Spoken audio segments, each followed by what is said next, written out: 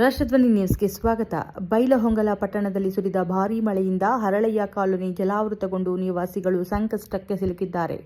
ವಿನಾಯಕನಗರ ಹಾಗೂ 4ನೇ ನಂಬರ್ ಶಾಲೆ ಭಾಗದಿಂದ ಹರಿದು ಬಂದ ಮಳೆ ನೀರು ಹಲವು ಮನೆಗಳಿಗೆ ನುಗ್ಗಿದೆ.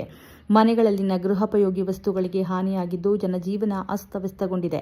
ಪ್ರತಿ ವರ್ಷ ಮಳೆಗಾಲದಲ್ಲಿ ಇದೇ ಸಮಸ್ಯೆ ಎದುರಾಗುತ್ತಿದೆ ಎಂದು ಸ್ಥಳೀಯರು ಆರೋಪಿಸಿದ್ದಾರೆ.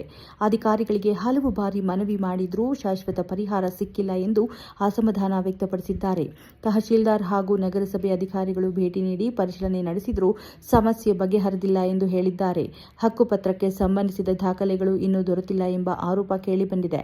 ಮಳೆಯಿಂದ ಮನೆಗಳ ಗೋಡೆಗಳಲ್ಲಿ ಬಿರುಕು ಕಾಣಿಸಿಕೊಂಡು ನಿವಾಸಿಗಳ ಆತಂಕ ಹೆಚ್ಚಿಸಿದೆ. ಜೀವ ಹಾನಿ ಅಥವಾ ಆಸ್ತಿ ಹಾನಿ ಸಂಭವಿಸಿದರೆ ಹೊಣೆ ಯಾರು ಎಂದು ಸ್ಥಳೀಯರು ಪ್ರಶ್ನಿಸಿದ್ದಾರೆ. ನೀರು ಹರಿವಿನ ಸಮಸ್ಯೆಗೆ ಶಾಶ್ವತ ಪರಿಹಾರ ಕಲ್ಪಿಸುವಂತೆ ಪರಶುರಾಮ ರಾಯಭಾಗ ಸೇರಿದಂತೆ ನಿವಾಸಿಗಳು ಆಗ್ರಹಿಸಿದ್ದಾರೆ. ಬೈಲಹೊಂಗಲ ತಾಲೂಕು ವರದಿಗಾರ ಸಮೀರ್ ಮುಲ್ಲಾನವರ ಕ್ಷಣ ಕ್ಷಣ ಸುದ್ದಿಗಾಗಿ ವೀಕ್ಷಿಸಿ ರಾಷ್ಟ್ರಧ್ವನಿ ನ್ಯೂಸ್ ಕನ್ನಡ.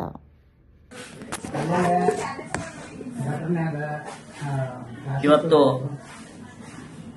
ಬೈಲಹೊಂಗಲ ನಗರದ ಹರಳೆಯ ಕಾಲನಿಯ ನಿವಾಸಿಯಾದ ನಾನು ಪರಶುರಾಮ್ ರಾಯಬಾಗ್ ಮಾನ್ಯ ತಹಸೀಲ್ದಾರ್ ಸಾಹೇಬರಿಗೆ ಹಾಗೂ ನಗರ ಆಯುಕ್ತರ ಮೇಡಮ್ ಅವರಿಗೆ ವಿನಂತಿ ಮಾಡೋದು ಏನಂದ್ರ, ಇವತ್ತು ನಿನ್ನೆ ಮತ್ತು ಇವತ್ತು ಸುರಿದ ಭಾರಿ ಮಳೆಯ ನೀರಿನಿಂದ ವಿನಾಯಕನಗರ ಮತ್ತು 4 ನಂಬರ್ ಸ್ಕೂಲ್ನಿಂದ ಹರಿದು ಬಂದು ನಮ್ಮ ಹರಳೆಯ ಕಾಲನಿಗೆ ನೀರು ಕೂಡಿ ಸಂಗೋಡ್ರ್ಯಾನ್ ಸರ್ಕಲ್ಗೆ ಹಾದು ಹೋಗುವಂತ ನೀರು ನಮ್ಮ ಏರಿಯಾಗೆ ಬರ್ತದೆ. ನಮ್ಮ ಏರಿಯಾಗೆ ಬರೋದ್ರಿಂದ ನಮ್ಮ ಮನೆಗಳ ಇಲ್ಲಿ ನೀರಾಗ ತುಂಬಿಕೊಳತಾವು. ಮನ್ಯಾಗಿರುವಂತ ಸಾಮಾನುಗಳಿಗೆ ಹಾನಿ ಆಗತೈತಿ. ಇದೇ ಪ್ರತಿ ವರ್ಷನೂ ಇದೇ ರೀತಿ ಮಳೆಗಾಲದಾಗ ನಮ್ಮ ಹರಳೆಯ ಕಾಲನಿ ಜನರಿಗೆ ತುಂಬಾ ತೊಂದರೆ ಆಗತೈತಿ. ಇದನ್ನ ಪರಿಶೀಲನೆ ಬರ್ತಾರೋ ಅಧಿಕಾರಿಗಳು ನೋಡ್ತಾರೋ ಹೋಗ್ತಾರೋ ಇದಾಗತೈತಿ.